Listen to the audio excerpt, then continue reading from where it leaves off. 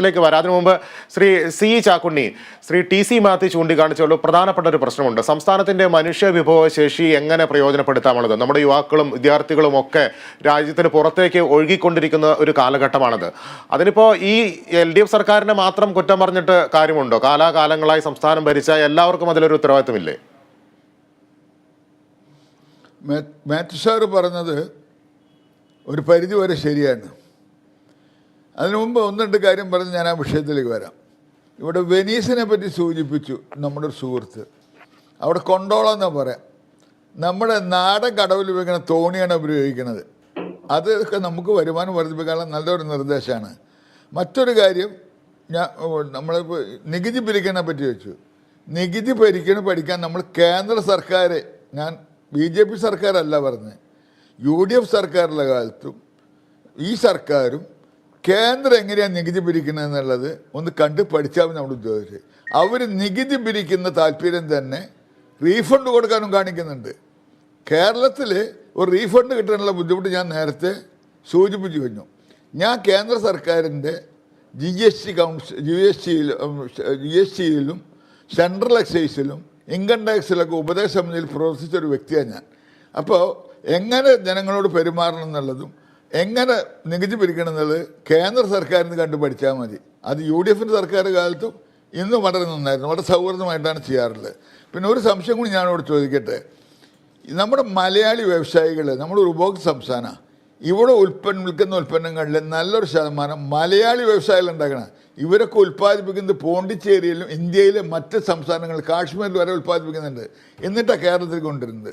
ഞാൻ ബഹുമാനപ്പെട്ട ഒരു നിർദ്ദേശം മുഖ്യമന്ത്രിയുടെയും വ്യവസായ മുമ്പിൽ വെച്ചിരുന്നു. നമ്മുടെ മലയാളി വ്യവസായികളെ ഇങ്ങോട്ട് ആകർഷിച്ചിട്ട് ഇതെന്തുകൊണ്ട് അത്ര ഇവിടെ ഉൽപ്പാദിപ്പിക്കണം? അതിന് വലിയ സ്ഥലവും സൗകര്യമൊന്നും വേണ്ട. നമ്മുടെ മലയാളി വ്യവസായികളൊക്കെ എൻ്റെ സുഹൃത്തുക്കളാണ്. അവരൊക്കെ ഉൽപ്പാദിപ്പിക്കുന്നത് അയൽ സംസ്ഥാനങ്ങളിലാണ്. എന്തുകൊണ്ട് നമുക്കിവിടെ കൊണ്ടുവരാൻ കഴിയുന്നില്ല? അതേപോലെ ഇപ്പോൾ കഴിഞ്ഞ ദിവസമാണെങ്കിൽ നമ്മുടെ സാബു M. ജേക്കബ്, അദ്ദേഹം തന്നെ തെലങ്കാനയിലേക്കാണ് പോണത്. അപ്പോൾ ഈ കാര്യങ്ങളിലൊക്കെ കുറേങ്ങോണി നല്ലൊരു അന്തരീക്ഷം, വ്യാവസായിക അന്തരീക്ഷം ഉണ്ടാക്കാൻ കഴിയും. അതിനുള്ള ശ്രമം നടത്തുന്നത് നിക്ഷേപ സംഗമത്തിനൊക്കെ നമുക്ക് കേരളത്തിന് ധാരാളം അവസരങ്ങൾ ഉണ്ട്. പിന്നെ ഒരു കാര്യം ടൂറിസത്തെ പറ്റിയിട്ട് മാത്യു സാർ ആരെ പറഞ്ഞെന്നറിയില്ല. ഞാനൊരു ഉദാഹരണം പറയാം. ഞാൻ പൂക്കോട് തടാകത്തിൽ എൻ്റെ പേരക്കുട്ടിയായിട്ട് പോയിട്ട് ഒരു ബോട്ടിൽ കയറി.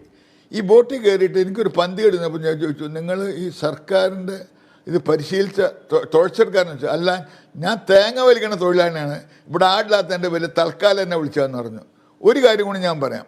ഇപ്പോൾ നമ്മളിവിടെ ഒരുപാട് ബോട്ട് അപകടങ്ങളുണ്ടായി. നമ്മൾ വിദേശത്ത് പോയി കഴിഞ്ഞാൽ നമ്മളവർക്ക് ലൈഫ് ജാക്കറ്റ് എല്ലാവർക്കും തരും. ഈ ലൈഫ് ജാക്കറ്റ് ഞാൻ തോളിലിട്ട് കയറി പിന്നെ കയറ്റിയില്ല അവർ. അത് നമ്മൾ വെയർ ചെയ്തിട്ട് പോകണം. അപ്പോൾ ടൂറിസം നമുക്ക് ഏറ്റവും വരുമാനം ഉണ്ടാക്കാമെന്ന നല്ലൊരു കാര്യമാണ്. ബഹുമാനപ്പെട്ട റിയാസ് മിനിസ്റ്ററൊക്കെ വളരെ നല്ല രീതിയിൽ ചെയ്യുന്നുണ്ട്. ഇവിടുത്തെ PW റെസ്റ്റ് ഹൗസൊക്കെ ജനങ്ങൾ കൊടുത്ത് വലിയ വരുമാനം ഉണ്ടാക്കുന്നുണ്ട്. അപ്പോൾ വരുമാനം ഉണ്ടാക്കാനുള്ള 20 വഴി നിർദ്ദേശങ്ങൾ നമ്മൾ നിർദ്ദേശിച്ചിട്ടുണ്ട്. അപ്പോൾ അതിൻ്റെ ഏറ്റവും വലിയ ഉദാഹരണം പറഞ്ഞത്, ഇവിടുത്തെ ടൂറിസ്റ്റ് ബംഗ്ലാവുകളൊക്കെ പണ്ട് സർക്കാർ ഉദ്യോഗസ്ഥർക്കേ കൊടുത്തിരുന്നുള്ളൂ. ഇപ്പോൾ ജനങ്ങൾക്ക് തുറന്നു കൊടുക്കുന്നുണ്ട്.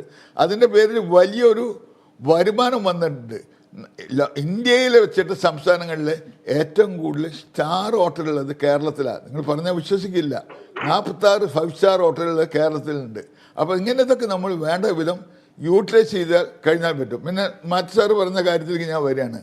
നമ്മുടെ ഇവിടെ തൊഴിലില്ലാന്ന് ആരാ പറയുന്നത്? 40 ലക്ഷം അന്യഭാഷ അതിഥി തൊഴിലാളികൾ ഇവിടെ വന്ന് ജോലി ചെയ്ത് പോകുന്നുണ്ട്. ഈ പണം മുഴുവൻ അവർ വിനിയോഗിക്കുന്ന അവരുടെ നാട്ടിലാണ്, ഇവിടെയല്ല ചെലവഴിക്കുന്നത്. ഞാനതിന് തെറ്റല്ല പറഞ്ഞത്. അപ്പം ഞാൻ UK പോയപ്പോൾ കാനഡയിലൊക്കെ നമ്മുടെ വിദ്യാർത്ഥികൾ അവർ തൊഴിലെടുത്തിട്ടാണ് പഠിക്കുന്നത്. അതിനുള്ള ധാരാളം തൊഴിലവസരങ്ങളുണ്ട്. ഒരു പേജ് DTP ചെയ്യണമെങ്കിൽ 50 ഉറുപ്പിക കൊടുക്കണം. അതിന് തന്നെ ചില സമയത്ത് നമ്മൾ ക്യൂ നിൽക്കണം. പിന്നെ സ്നേഹിക്കുന്ന മറ്റൊക്കെ ഉണ്ട്. അപ്പോൾ പാർട്ട് ടൈം ജോലി ചെയ്താൽ ഇവിടുത്തെ വിദ്യാർത്ഥികൾക്ക് ഇവിടെ തന്നെ പഠിക്കാനുള്ള അവസരങ്ങളുണ്ട്. ഇതൊക്കെ നമ്മൾ വിദഗ്ധരുമായി ചർച്ച ചെയ്തിട്ടുണ്ട്. നമുക്കൊരുപാട് സാമ്പത്തിക വിദഗ്ധരിവിടെ ഉണ്ട്. മേരി ജോൺ, അതുപോലെ പ്രകാശ് സാറുള്ള പുറമെ. അപ്പം നമുക്ക് ഒന്നിനും പുറത്ത് കൊണ്ട കേരളം എല്ലാം കൊണ്ട് സുശബ്ദതാണ്, ഗോഡ്സ് ഓൺ കൺട്രിയാണ്, ഒരുപാട് പ്രകൃതി സൗകര്യങ്ങളുണ്ട്. അത് വിനിയോഗിക്കണം. ഇവിടെ വിവാദങ്ങളുടെ പിന്നാലെ പോവാതെ നമ്മൾ ഒറ്റക്കെട്ടായിട്ട് നിന്നാൽ ഇതൊക്കെ പരിഹരിക്കാവുന്ന ഒരു പ്രശ്നമുള്ളൂ. പിന്നെ മറ്റൊരു കാര്യം, ഇത് ഈ ഗവൺമെൻറ് മാത്രം വരുത്തി വെച്ചില്ല, മുൻകാലം ഗവൺമെൻറ് പിന്തുടർച്ച കൂടിയിട്ടുള്ള എല്ലാ ബാധ്യത അടിച്ചുകൂടി. കടം മേഖലയ്ക്കുള്ള ഒരു പരിഹാരമല്ല. കടം മേടിക്കലല്ല പരിഹാരം. കടം മേടിച്ച് പലിശ കൊടുക്കുക. അതുപോലെ ഒരു കുടുംബത്തിൽ ഞാൻ പറയുമ്പോൾ എന്നോട് ആരും മുഷിയരുത്, 4-5 പെൻഷൻ കിട്ടുന്ന ആൾക്കാരുണ്ട്. എൻ്റെ ഒരു സുഹൃത്തുണ്ട്, അവർ 4 പേരാണുള്ളത്. ഈ 4 പേരിൽ 2 പേര് ഗവൺമെൻറ് റിട്ടയർഡാണ്. അവർക്ക് പെൻഷൻ ഉണ്ട്, അതിന് അവർ പ്രാക്ടീസ് ചെയ്യുന്നുണ്ട്. അവർ 2 മക്കൾ ഡോക്ടറാണ്. ഞാൻ അവരെ കുറ്റപ്പെടുത്തുകയല്ല. അപ്പോൾ ഈ 4-5 പെൻഷൻ, ഒരാൾക്ക് 3 പെൻഷൻ കിട്ടുന്നുണ്ട്. എൻ്റെ ഒരു ബന്ധുവിന് പെൻഷൻ കിട്ടുന്നുണ്ട്. ഡിഫൻസിൽ ജോലി ചെയ്തു, അതിൻ്റെ പെൻഷൻ ഉണ്ട്.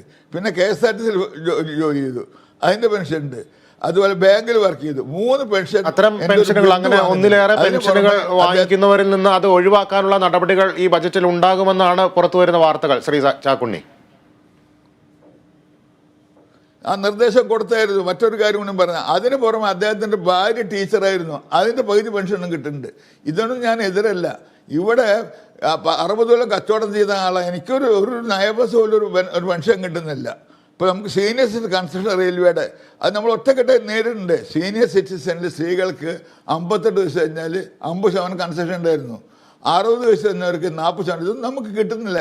ഇതിനൊക്കെയാണ് നമ്മൾ യോജിച്ചിട്ട് കക്ഷി രാഷ്ട്രീയമായിട്ട് കേന്ദ്രത്തിൽ സമ്മർദ്ദം ചെലുത്തേണ്ടത്. ആ കാര്യത്തിലൊക്കെ ഒരു യോജിച്ചുള്ള ഒരു സമ്മർദ്ദം അക്കാര്യത്തിൽ ആവശ്യമാണ്. ശ്രീ ചാക്കുണ്ണിയിലേക്ക് തിരിച്ചെത്താം. ശ്രീ രാജേന്ദ്രൻ പന്തളം, നമ്മുടെ സംസ്ഥാനത്തിന്റെ വ്യവസായ സൗഹൃദ അന്തരീക്ഷത്തെക്കുറിച്ചാണ് ശ്രീ ചാക്കുണ്ണി പറഞ്ഞു തുടങ്ങിയത്. അതൊരു പ്രധാനപ്പെട്ട കാര്യം തന്നെയാണ്. ഇപ്പോൾ നോക്കുകൂലി നിർത്തലാക്കി ഇവിടെ വലിയ വ്യവസായ സൗഹൃദ അന്തരീക്ഷമാണ് ഇപ്പോൾ നിലനിൽക്കുന്നതൊക്കെ അവകാശപ്പെടുമ്പോഴും കേരളത്തിൽ നിന്നുള്ളവർ തന്നെ മറ്റ്